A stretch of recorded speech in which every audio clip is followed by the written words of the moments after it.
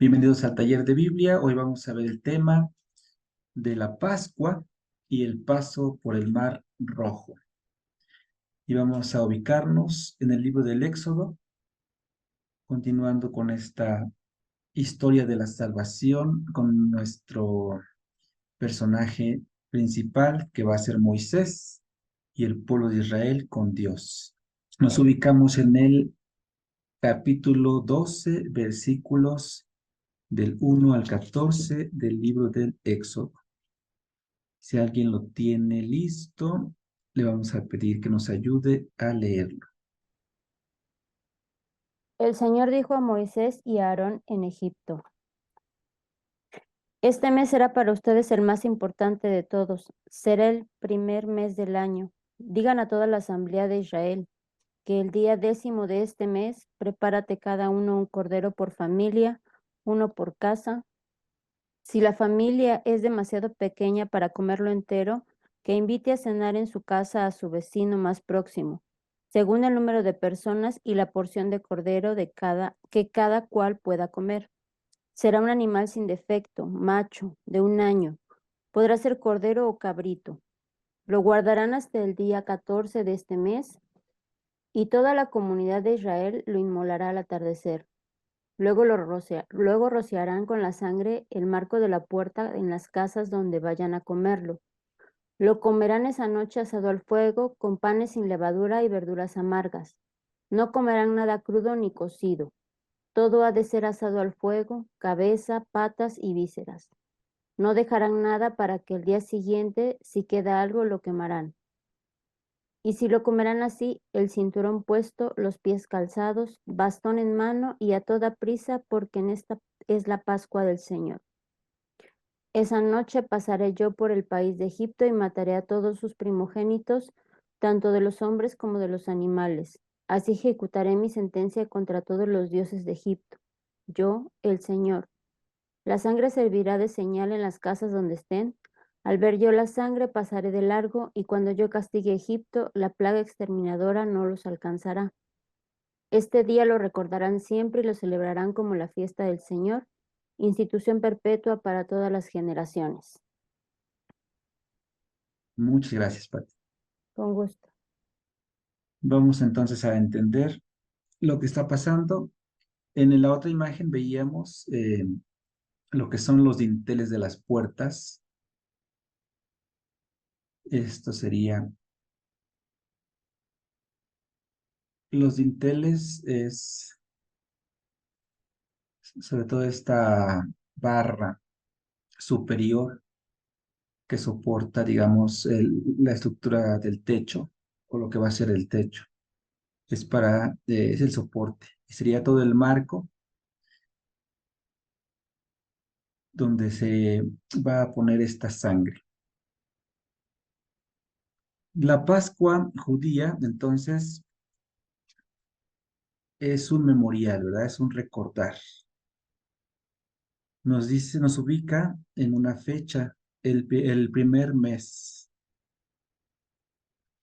Este mes se refiere a lo que nosotros conocemos en nuestro calendario de ciclo solar como la primavera, que sería más o menos entre abril y marzo, finales de marzo, principios de abril, nos ubicaríamos en ese mes que se llama Nisan en la cultura hebrea y la religión judía. Y los días que se van a contar, pues es del 1 al 7, luego el 14 va a ser el especial, el versículo 6 donde se va a sacrificar el cordero. El día 14 de Nisan, nosotros lo seguimos celebrando, que es la Pascua de Jesús. Vamos a entender esta palabra Pascua y ubicarnos en la primera luna llena de primavera. Pascua significa, pues tradicionalmente paso, pero si vamos a la profundidad de la palabra, Pesaj sería algo todavía más importante.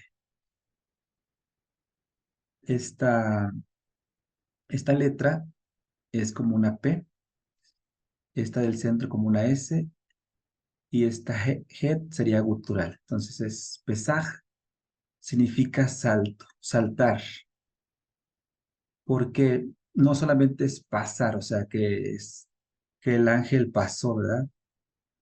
El paso del ángel exterminador, sino que además de pasar, saltaba.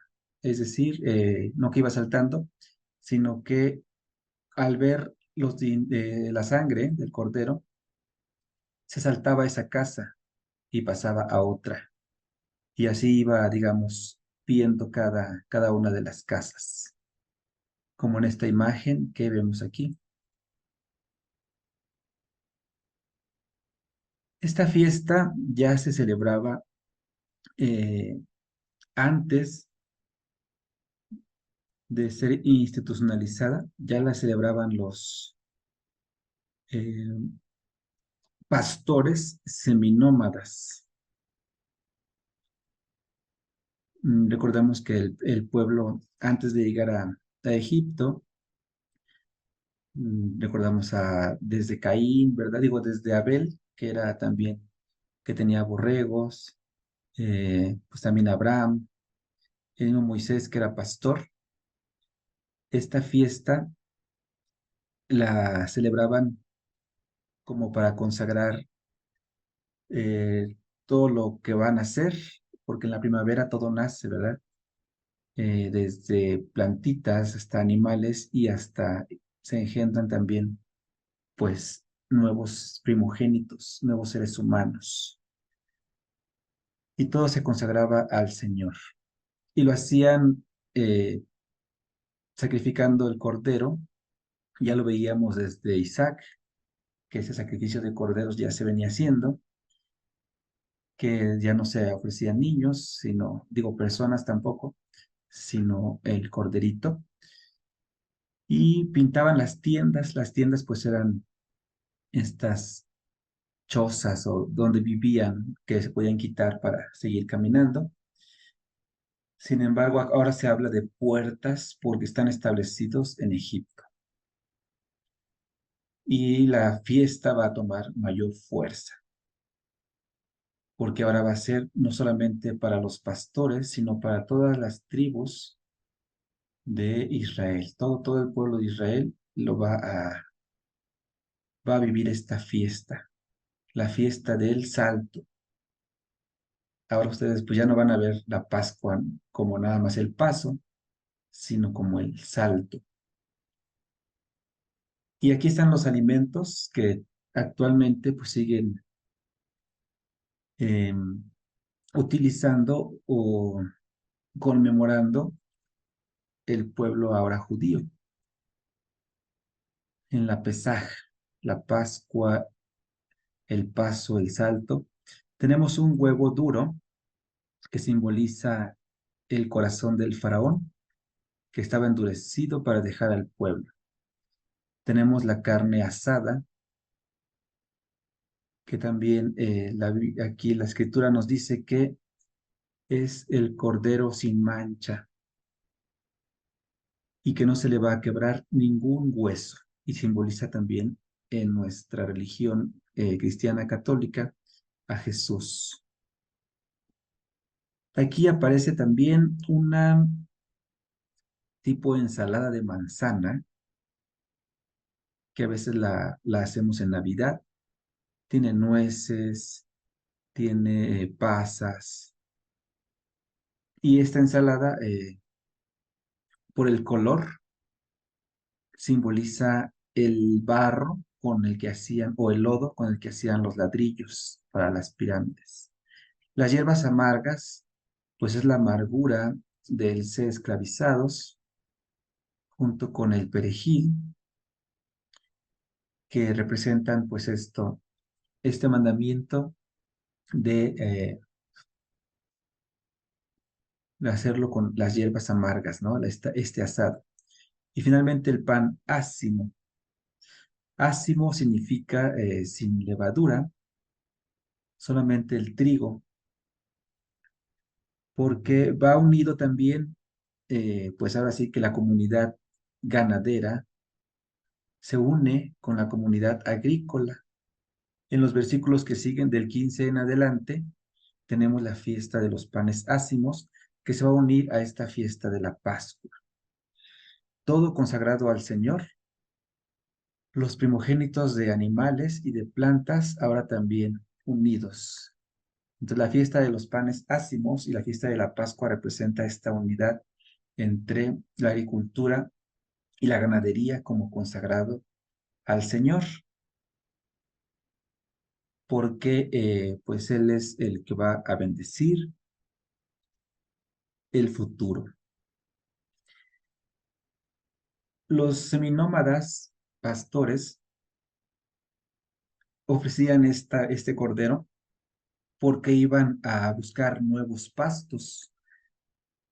Por eso esta fiesta, esta Pascua nueva de la primera alianza es un inicio de algo nuevo, porque el pueblo de Israel va a salir de Egipto, eso significa éxodo, salir para comenzar algo nuevo. Se están encomendando al Señor a través de este signo de la fiesta pascual y por eso se van a sellar sus puertas con la sangre del cordero, para decir nosotros estamos iniciando algo nuevo. Y ya veíamos en las plagas, en la 10ª plaga, que pues el ángel exterminador que se lleva las almas de los primogénitos, tanto de animales como de humanos, entre ellos el hijo del faraón, que obviamente por no ser del pueblo de Israel, pues no pintó su puerta con la sangre del cordero. Tal vez si lo hubiera pintado, Dios nos hubiera llevado a su hijo, ¿verdad? Entonces, Dios aquí en el Antiguo Testamento y en este pasaje bíblico, pues es el que causa la muerte, el que provoca todo, porque así era concebido en ese momento el Dios de la vida y de la muerte, el Dios que castiga, el Dios que lucha con el pueblo de Israel contra la injusticia, contra la opresión. Y por eso vamos a seguir escuchando que él endurece el corazón del faraón, como si manipulara al faraón, como si el faraón fuera un títere, porque es decir, pues sí, o sea, ¿cómo Dios podría saber lo que va a pasar? Entonces está jugando o qué está haciendo, por qué manipula la humanidad.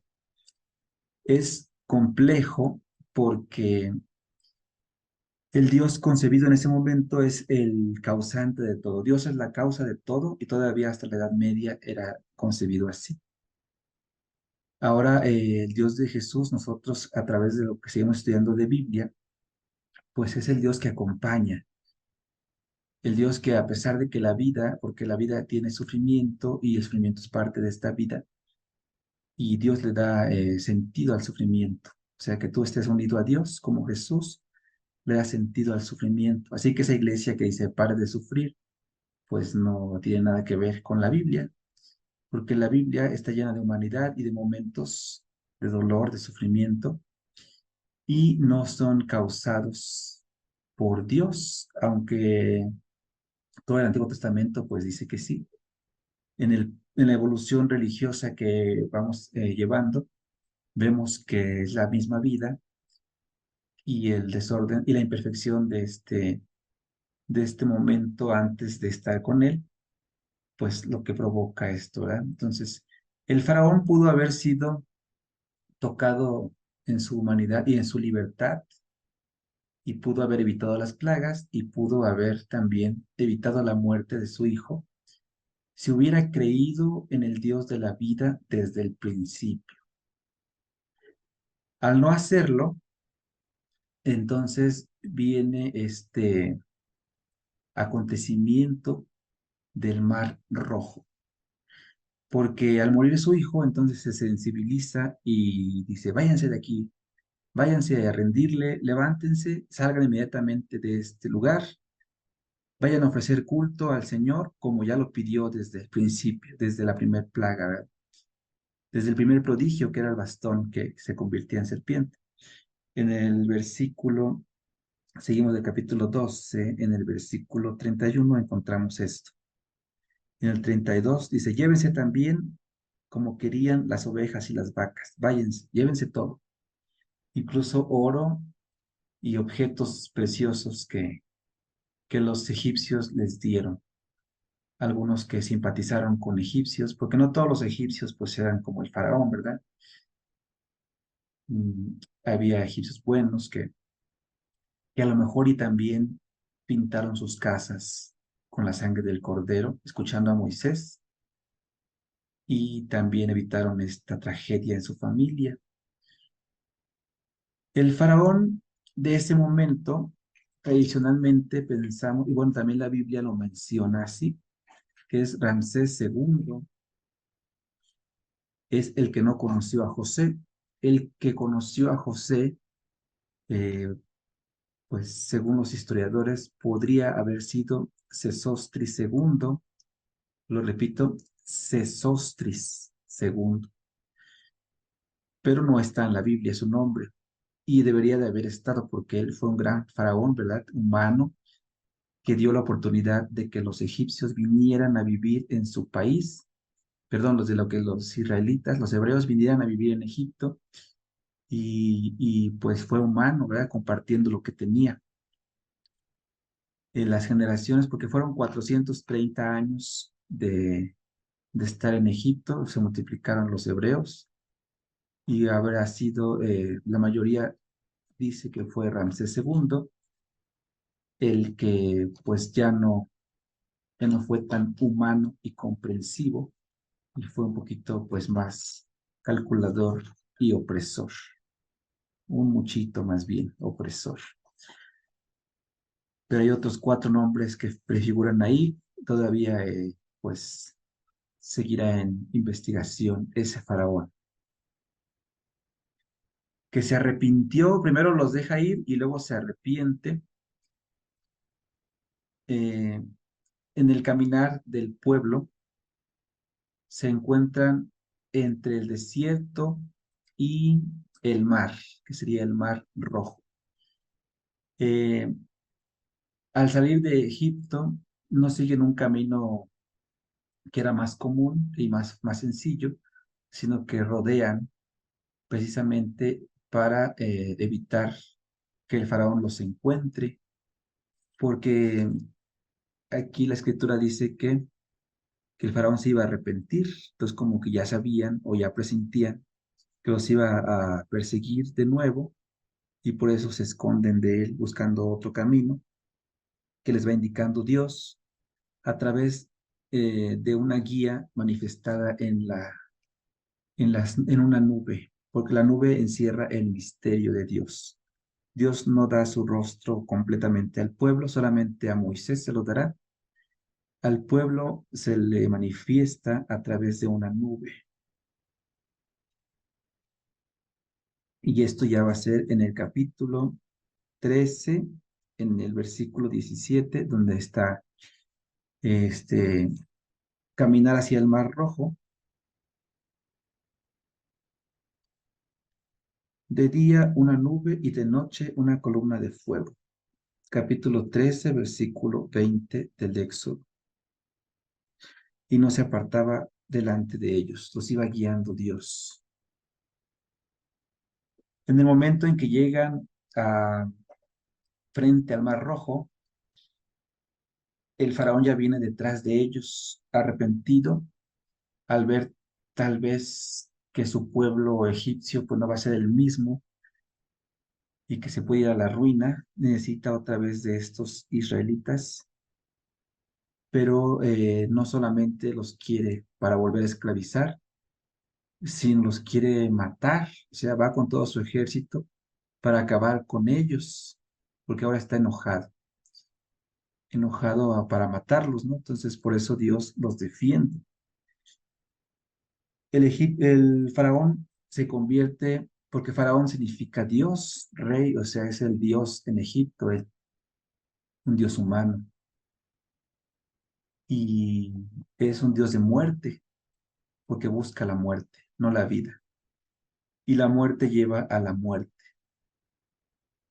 Por eso mismo, aunque en el capítulo 14, bueno, leeremos, por ejemplo, en el versículo 8, ahí dice, el Señor hizo que el faraón se empeñase en seguir a los israelitas, mientras estos salían triunfalmente. Dios como la causa de que el faraón persiga a los israelitas, como si lo manejara, les decía, como un títere.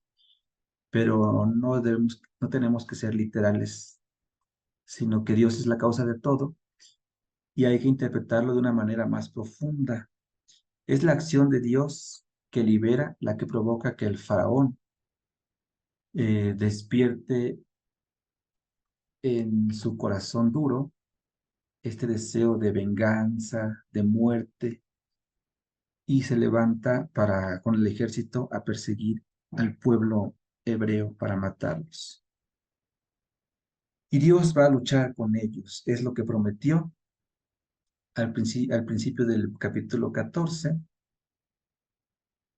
Él va a luchar. Usted dice, ustedes no se preocupen, yo voy a luchar por ustedes. Y vamos a ver este acontecimiento que es muy, pues, grandioso, ¿verdad? En las películas vemos cómo Moisés abre el mar rojo, como lo indica aquí la Biblia. En el versículo 13 del capítulo 14, Moisés, sostenido por Dios, dice al pueblo que se mantengan firmes para que vean la victoria que el Señor les va a conceder. Como si Moisés supiera, eh, o bueno, sí lo sabe en su interior, en la voz que escucha de Dios, que se va a hacer un prodigio, va a pasar un milagro. Dios le habla a Moisés en el versículo 15 del capítulo 14, como reclamando, ¿por qué me estás invocando a gritos? ¿Por qué me estás gritando? Porque Moisés está desesperado, ¿verdad? Que al ver que llega el ejército egipcio y tienen el mar de frente y el desierto, pues por otro lado, no tienen escapatoria, están como una emboscada. Y Dios le dice, no me estás gritando, mejor di a los israelitas que avancen. Pero dice, ¿cómo vamos a avanzar si tenemos el mar enfrente? Alza tu bastón, extiende tu mano sobre el mar y se va a abrir en dos. Moisés con esa fe, pues hace lo que Dios le dice, porque Dios también le dijo que lo van a atravesar a pie sin mojarse, o sea que van a atravesarlo caminando. Este pasaje es muy grandioso, incluso pues increíble. Muchas personas dicen que sí pasó, los científicos dicen otras cosas. Por ejemplo, ¿cómo se pudo abrir el mar para que pase el pueblo? Hay una explicación científica que dice que el viento, como el mar que estamos hablando está ubicado como rodeando el Sinaí, podría haber costa, eh, si no pueden, hay peñas, hay piedras, no pueden pasar por ahí. Pero si el viento sopló, como en esta imagen vemos, un viento del este a 100 kilómetros o más, 100 kilómetros por hora, que pudo haber recorrido el agua para generar entre las piedras de este lado o la montañita que está aquí, lo que es hacia el monte Sinaí, y el mar, un espacio para poder pasar, que más o menos daba el tiempo de 4 horas, o sea, tuvieron 4 horas para pasar.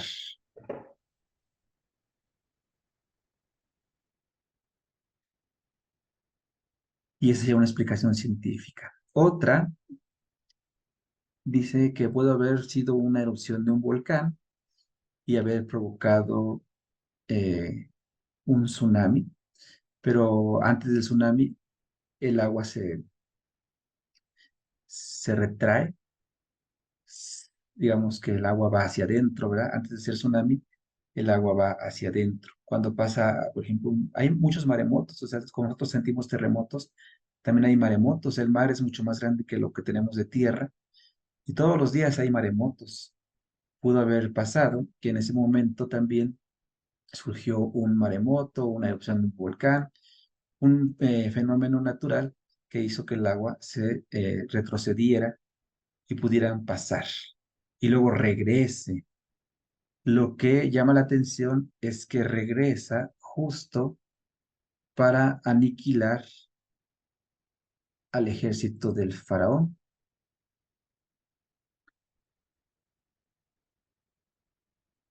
Y hay, vean esta imagen, por ejemplo, ¿verdad? Que el agua se está abriendo. También hubo descubrimientos que andaban buscando restos arqueológicos debajo del Mar Rojo y encontraron precisamente, pues, estas ruedas de los carros del ejército del faraón que están llenas de tierra como lodo, ¿no? O sea, como que estaban ahí en la tierra y el agua les caía encima. No como cuando tú dejas que algo caiga al agua, que queda como por encima, ¿no? Esto está enterrado, o sea, como que primero lo enterró el lodo y luego el agua quedó encima. Estos serían cosas materiales, incluso restos humanos, que serían estos esqueletos. Y son muchísimos, muchísimos, y que decían, es un ejército, y que los ubican en el tiempo del Ramsés II. O sea que parece que hay evidencias de que sí, sí pasó. Sin embargo, Dios se manifiesta en lo ordinario. Yo siempre defiendo esto. Dios se manifiesta en lo ordinario y pudo haberse manifestado también en estos fenómenos naturales, o sea que sí es posible y todo esto pues sea parte de la historia de salvación. Pero bíblicamente tenemos que darle también una interpretación espiritual. El mar en la Biblia representa lo oculto, el misterio, la dimensión del mal. O sea, el mar representaría el mal, M-A-L, el mal, la maldad. Y si el faraón es un dios de maldad, va a ser consumido en su propia maldad. El mar, que es la maldad, lo va a consumir a él y a todo su ejército. En el Nuevo Testamento, el mar sigue representando este mal. De hecho, Jesús camina sobre el mar porque Jesús está sobre la maldad. Por eso también ese evento es simbólico a nivel espiritual, a nivel bíblico, pues Jesús que camina sobre el agua, que es el mar de Galilea, aunque es un lago, pues representa que está sobre la maldad, sobre todo mal. Y aquí también los hebreos van a caminar, Dios les dijo, van a caminar, van a atravesar la maldad, que sería el mar, y no se van a mojar. O sea, la maldad no les va a afectar para nada. Yo los voy a proteger siempre. Y esta interpretación, pues, va más allá del fenómeno histórico o natural que haya pasado, porque nos puede servir a nosotros siempre, siempre que caminemos o que nos encontremos entre la espada y la pared, entre el mar el desierto y el faraón, Dios nos va a sostener y nos va a hacer que venzamos el mal y poder caminar como Jesús sobre la maldad o como los hebreos, atravesar el mar sin que nos mojemos, sin que nos afecte, sin un rasguño, porque Dios nos protege. Entonces es realmente un evento de fe. El paso del Mar Rojo es lo que nos da la fuerza para comprender que Dios siempre está con los que creen en Él. Moisés y el pueblo que creyeron en Él fueron liberados y esto fue lo que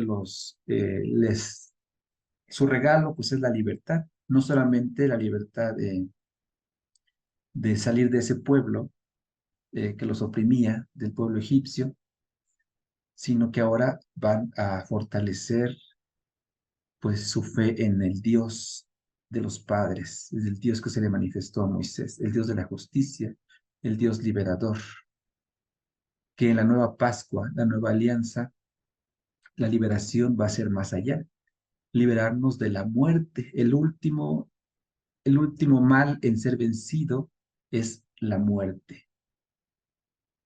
Entonces es un juego de palabras, un juego de simbolismos que nos tiene que llevar al objetivo principal, que es la confianza en Dios. Y aunque atravesemos mares y ríos y los valles de la muerte, vamos a resucitar como Jesús. Moisés entonces sería este primer profeta porque anuncia y denuncia. Anuncia que van a ser liberados y denuncia la opresión, la esclavitud, lo que está mal. Y es una prefiguración de Jesús. Por eso va a seguir siendo muy importante su nombre en la historia de la salvación y mencionado en el Nuevo Testamento, Moisés. Y esto sería el paso del Mar Rojo. Les digo, aunque pues, los científicos sigan buscando, ojalá sigan encontrando cosas, nosotros tenemos que ver más allá de lo racional y verlo como un acontecimiento de fe, como lo veía y lo ve el pueblo hebreo y los judíos, que lo siguen contando de generación en generación. Y obviamente cuando cuentas una historia o una leyenda, le vas aumentando pues cosas, ¿verdad? Le vas aumentando así como que para llamar la atención. Y incluso puede ser que le exageraron a seguir contando esta historia para que llame la atención, para que genere estas ganas de escuchar, ¿no? Y entonces Moisés pues colocó su bastón y las aguas se abrieron en dos, o sea, es como que magnífico, ¿no? Y los niños, wow, como una película de Disney, como una película así, pues que, que es increíble. Sin embargo, lo increíble pues es lo de la fe.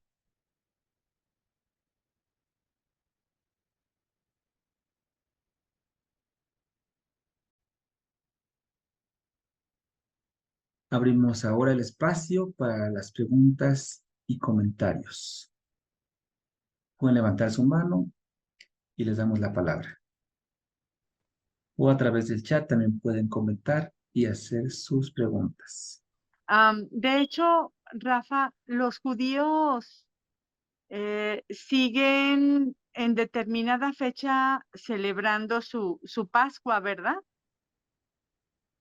Sí, ellos es la misma, y siguen la misma fecha, eh, el 14 de Nisan, como sigue ahí. Digamos que es una de las fiestas en las que coincidimos, solo que ellos hacen la Pascua, la primera alianza, y nosotros ya hacemos la segunda, porque nosotros reconocemos y creemos y aceptamos que Jesús es el Mesías, y entonces hacemos una Pascua de liberación final, mientras que ellos la siguen esperando al Mesías. Coincidimos en la fiesta, aunque no celebramos lo mismo.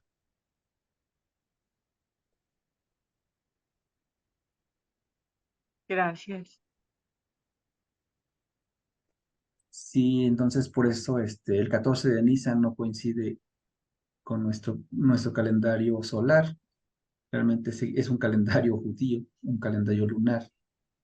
Y nosotros nos adaptamos a ese calendario y por eso la fecha de la Semana Santa cambia cada año, porque es con base en la primera luna llena de la primavera, que es cuando, no sé si a ustedes les ha tocado, que los agricultores dicen, hay que sembrar cuando hay luna llena para que la planta sí se dé, para que germine, para que produzca.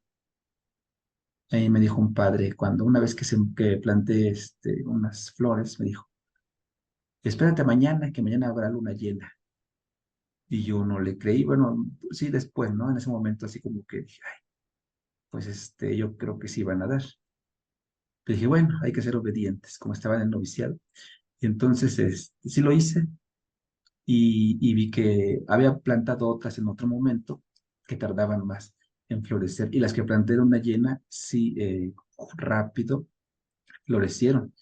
Entonces yo sí veo que hay mucha relación de la naturaleza con la agricultura y después con la ganadería, ¿no? Y esta fiesta ya la celebraban muchos pueblos, esta fiesta digamos, no como tal, pero sí ya rendían ofrenda a lo que creían las culturas o los pueblos para que todo, pues, la providencia, ¿no? Digamos, para que todo germinara, la vida. Se celebra la vida realmente. En la primavera se celebra la vida. Y por eso la Pascua es una celebración de la vida. El paso de la muerte a la vida a nosotros y los judíos, pues el paso de la esclavitud a la libertad, la liberación de Egipto. Adelante, Clau, te escuchamos. Quería hacerte dos preguntas. Una, con respecto a los panes ácimos, es cierto que con esto de la renovación de la primavera, era como que se hacía la levadura de nuevo, no la que se venía trayendo, entonces esos panes quedaban sin levadura hasta que se volvía a generar la levadura, bueno, ahora le decimos levadura madre, pero hasta la levadura nueva, digamos, esta renovación en la primavera de que todo volvía a empezar, tenía que ver eso. Yo lo leí aparte, por eso te preguntaba si es así. O sea, uno de los festejos que está el de los panes ácimos con el trigo nuevo, el del cordero, como dijiste, y el de las hierbas, que eran como tres fiestas separadas que se unen ahora en una sola. Gracias, Claudia. Sí, efectivamente, tres fiestas se unen en una sola para dar identidad al pueblo, porque esta narración fue escrita ya una vez que había pasado, ¿no? O sea, es un recuento y aprovechan para juntar estas fiestas. Precisamente, sí, los panes hacemos como tiene que ver con la fermentación, hay mucha relación con la luna llena y el hecho de que no tenga levadura, pues permite que no se eche a perder. Es por 7 días, el 7 recuerden que es la perfección y solamente van a comer eso.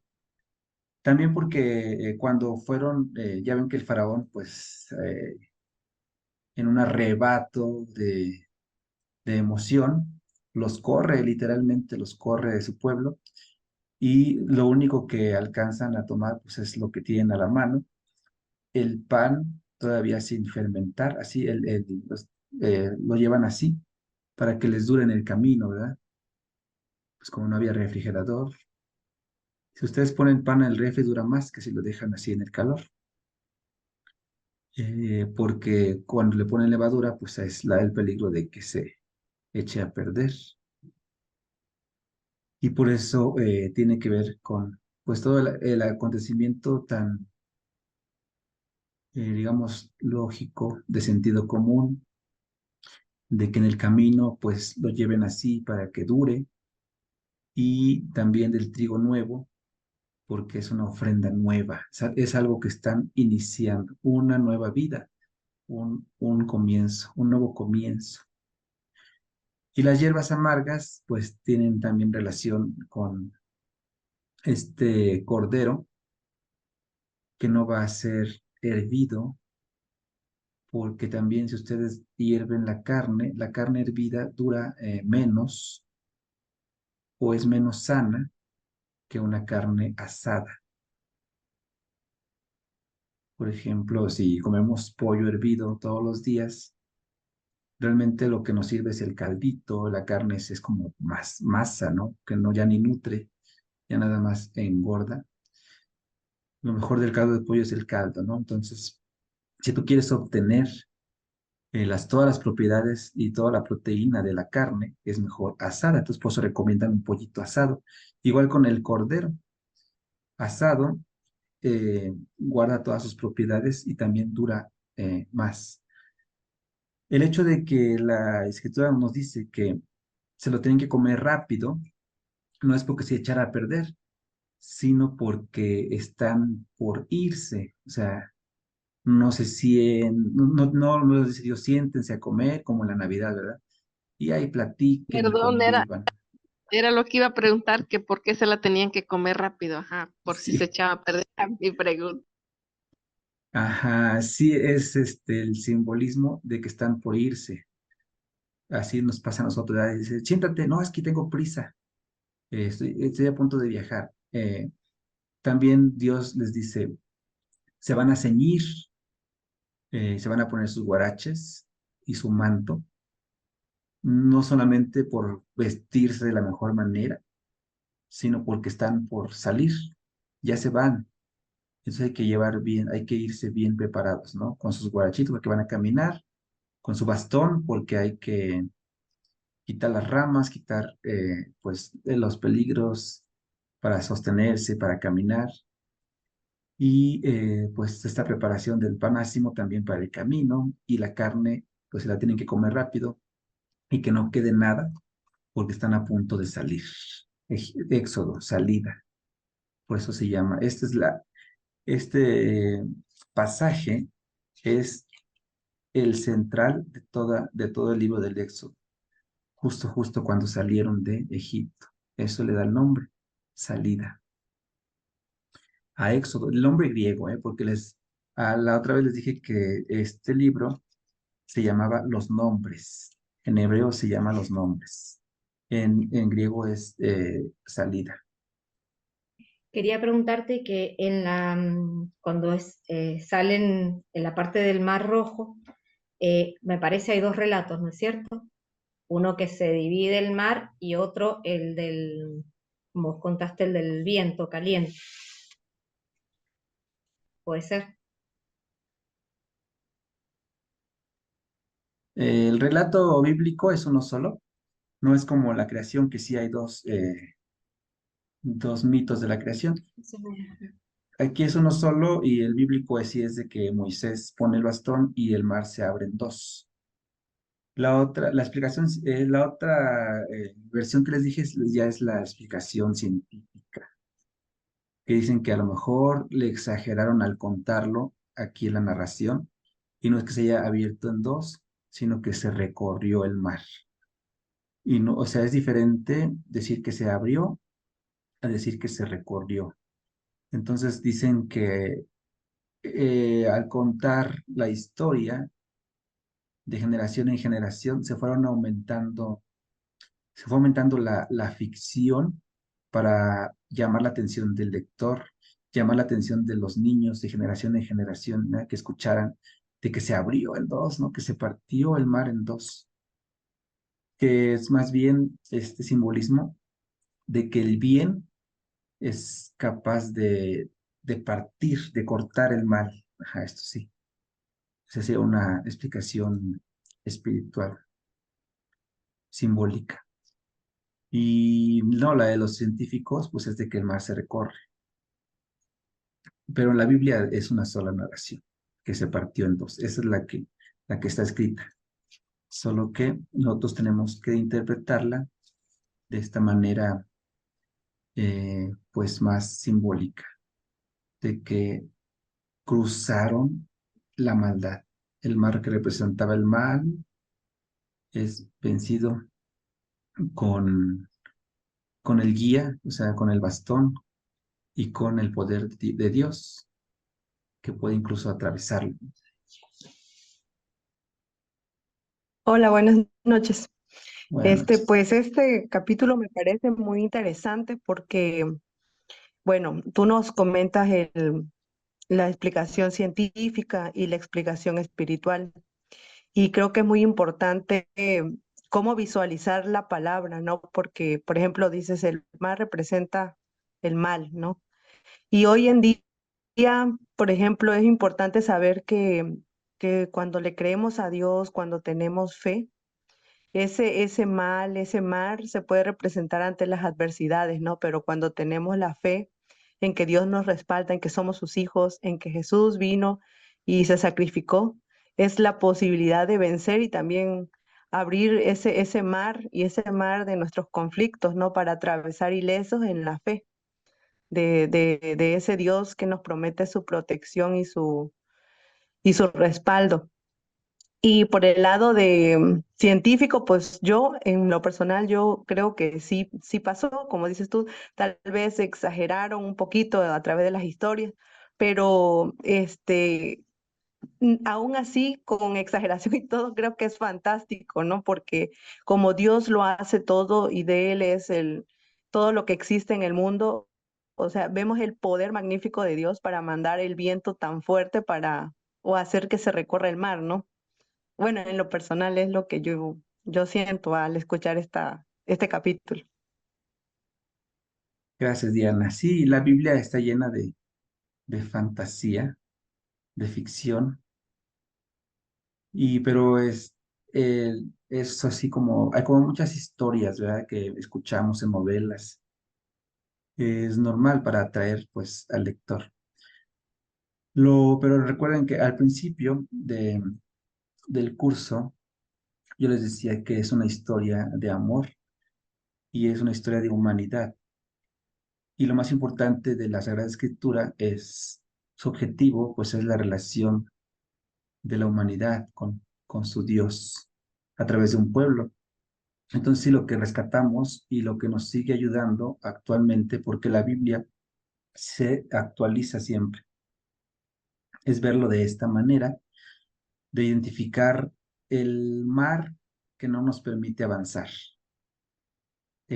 Cada vez seguimos leyendo esto, pues en las misas, lo seguimos transmitiendo en el catecismo, ahorita lo estamos revisionando otra vez, para que podamos nosotros identificar el mar, quién nos está persiguiendo, o sea, qué nos persigue, qué nos preocupa, qué problemas son. Y el mar que no nos permite avanzar, ¿cómo lo vamos a atravesar? Pues lo más importante es con quién, de la mano de Dios, o sea, es Dios que nos acompaña. Solamente con Él se pudo lograr pues este suceso, este momento de liberación, porque es cuando rompieron realmente eh, pues esta opresión, ¿verdad? Porque finalmente el faraón y su ejército queda eliminado. La maldad se consume a sí misma, es lo que representa. El mismo mar se los traga porque en su maldad la muerte lleva a la muerte y la vida a la vida. El Dios de la vida los lleva a seguir viviendo y el faraón, que es un Dios de muerte, pues se consume en su maldad y lleva entre los pies a los que lo siguieron, a su ejército, los que tomaron la decisión de seguir a él, ¿verdad? Los que siguieron a Dios de Israel pues siguieron viviendo, los que se quedaron ahí, yo no voy a entrar ahí porque yo sí tengo miedo del Dios de los hebreos, ¿no? Seguramente hubo otros que no obedecieron al faraón. Entonces tenemos las dos opciones: obedecer a la maldad, obedecer al bien.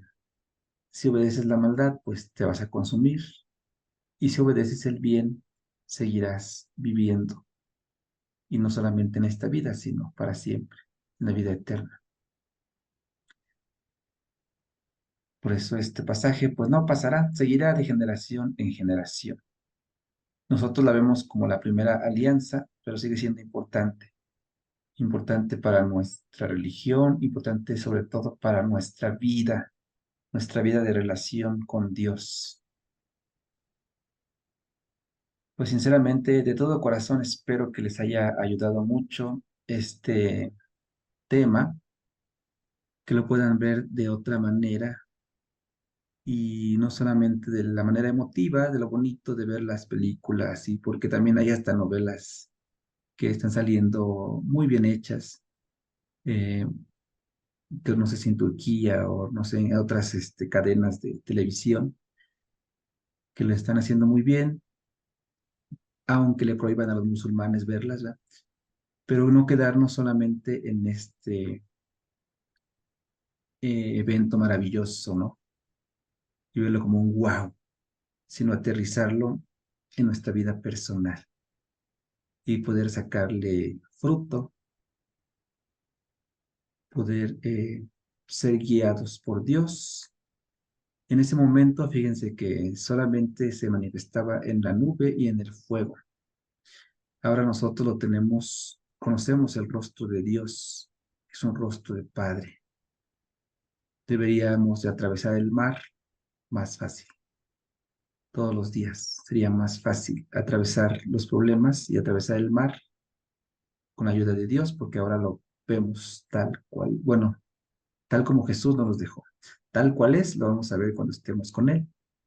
Pero tenemos ahora el Dios como nos lo dijo Jesús, una segunda alianza. Pues agárrense firmemente de ese Dios y atraviesen el mar que les impide la libertad. Y pues no tenemos que ir, bueno, sí, vayan a terapia, es bueno, pero si no pueden ir a terapia, la Biblia ya les da la libertad. La Biblia ya les da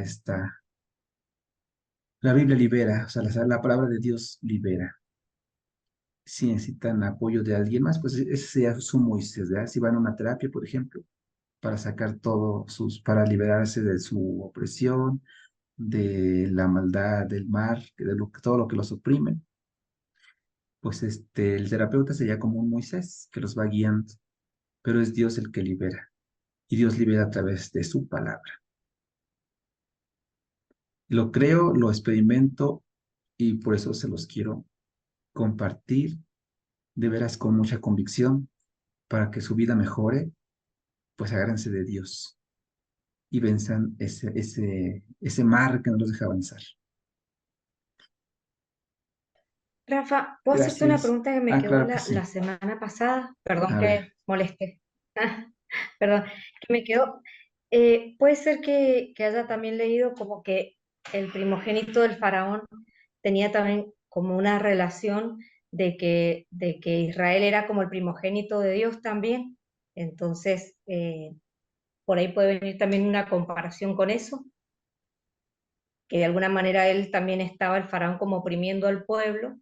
Entonces, como que Dios se mete también con su primogénito, con su hijo, con el hijo del faraón. Así como el faraón se mete con su primogénito, el pueblo de Dios, el primer pueblo de Dios, puede ser que haya algo así, interpretado así de esa manera, algo o no. ¿Me entendés lo que digo?